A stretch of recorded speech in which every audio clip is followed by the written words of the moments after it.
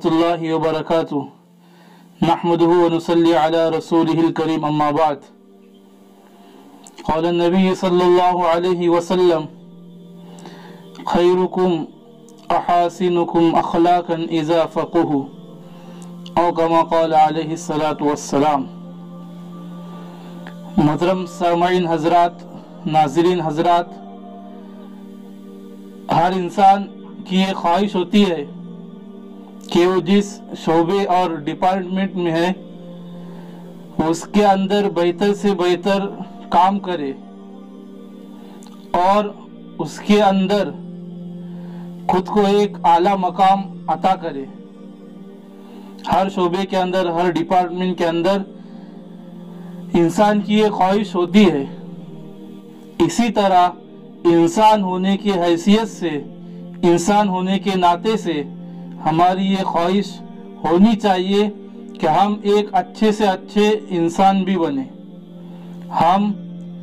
سماج کے اندر، معاشرے کے اندر اچھا بننے کے ساتھ ساتھ ایک مسلمان ہونے کی حیثیت سے اللہ رب العزت کے سامنے بھی ایک اچھا انسان بنے۔ تو اچھا انسان کون ہے؟ اچھا انسان کسے ہم کہیں گے؟ تو حدیث مبارک کے اندر اس کو بہت ہی آسانی سے سمجھایا گیا ہے اور بتلایا گیا ہے کہ ہم میں سب سے بہتر شخص اور سب سے اچھا شخص کون ہے۔ ابھی جو میں نے آپ کے سامنے حدیث مبارک پڑھی، صحیح ابن حبان کی روایت ہے، اس کے اندر فرمایا گیا کہ تم میں سب سے بہتر شخص وہ ہے جس کے اخلاق تم میں سب سے اچھے ہو، اسی کے ساتھ ساتھ وہ دین کی بھی سمجھ رکھتا ہو۔ ان دو چیزوں کو بیان کیا گیا، ایک تو اخلاق اچھے ہو اور اسی کے ساتھ ساتھ دین کی سمجھ بھی رکھتا ہو۔ اگر ہمارے اخلاق اچھے ہیں، ہم سبوں کی تعظیم کرتے ہیں، اکرام کرتے ہیں اور لوگوں کی مدد بھی کرتے ہیں، اچھے کام بھی کرتے ہیں اور ڈونیشن وغیرہ بھی کرتے ہیں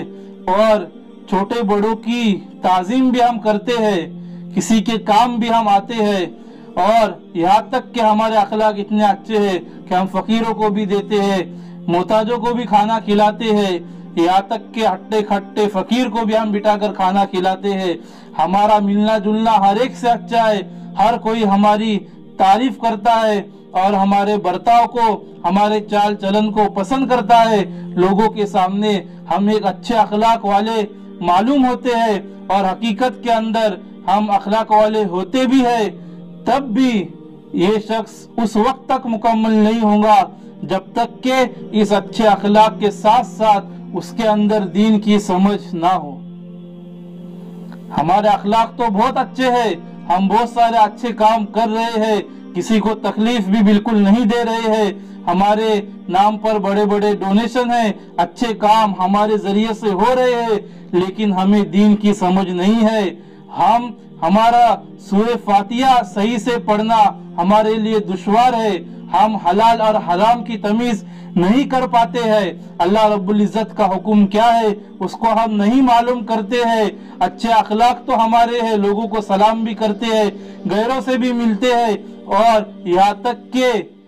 غیر اسلامی رسم رواج کو بھی ہم مناتے ہیں۔ دین کی سمجھ نہ ہونے کی وجہ سے ہم دیوالی بھی مناتے ہیں، ہم راکھی بھی بنواتے ہیں اور اسی طرح دوسرے بھی غیر اسلامی کام اگر ہم کرتے ہیں تو یہ ہمارے اچھے اخلاق کچھ کام نہیں دیں گے۔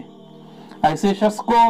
بہترین اور اچھا انسان نہیں کہا گیا۔ اس لیے اخلاق اچھے ہونے کے ساتھ ساتھ ہمیں جو ہے دین کی سمجھ بھی ہونا ضروری ہے، اس لیے کہ ہم اچھے اخلاق بتا کر،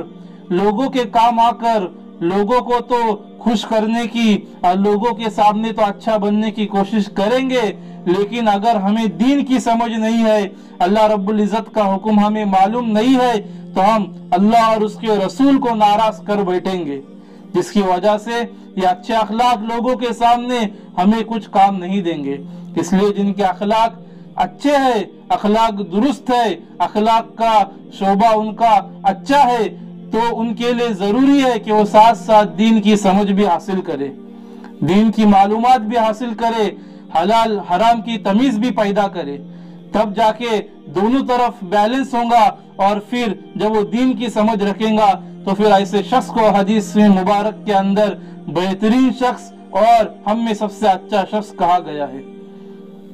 इसी तरह इसके बरक्स कोई शख्स दीन की समझ तो बहुत रखता है और इबादतें करता है, कुरान मजीद की तिलावत करता है, और ये कि हजरत अल्लामा है, मौलाना है, ये कि हजरत 40 दिन 4 महीने लगा रहे हैं और उनकी दीनदारी बहुत मशहूर है कि हजरत ने सब कुछ अल्लाह के दीन के लिए छोड़ रखा है। लेकिन फरमाया कि अगर उसके अखलाक अच्छे नहीं है,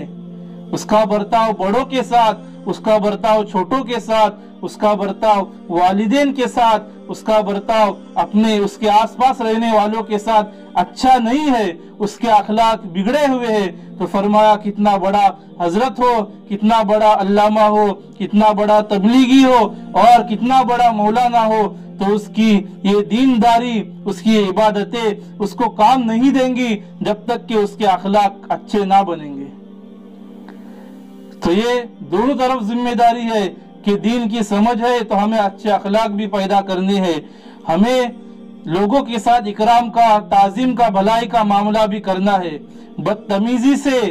और बुरी बातों से दूर रहना है, वरना हम दीनदार बनकर फिरेंगे, हमारे अखलाक अच्छे नहीं होंगे तो ये हमारा अखलाक वाला शोबा या अखलाक वाला डिपार्टमेंट कमजोर पड़ जाएगा। और जो गिव रिस्पेक्ट और टेक रिस्पेक्ट वाला फॉर्मूला है, इसके अंदर हम कमजोर पड़ जाएंगे, हमारी नेकियां जाये हो जाएंगी, अखलाक की वजह से, मामलात खराब होने की वजह से, बदतमीजी की वजह से, किसी को गाली देने की वजह से, किसी को हकीर कमतर समझने की वजह से, किसी से हसद कीना रखने की वजह से कि हजरत तस्बीह तो लंबी पढ़ते हैं, हजरत 40 दिन 4 महीने तो लगाते हैं, हजरत मुफ्ती भी है, हजरत मौलाना भी है, लेकिन हजरत के दिल के अंदर हसद है, कीना है, तो फरमाया कि इस तरीके से वो शख्स बेहतरीन और अच्छा इंसान नहीं बन सकता।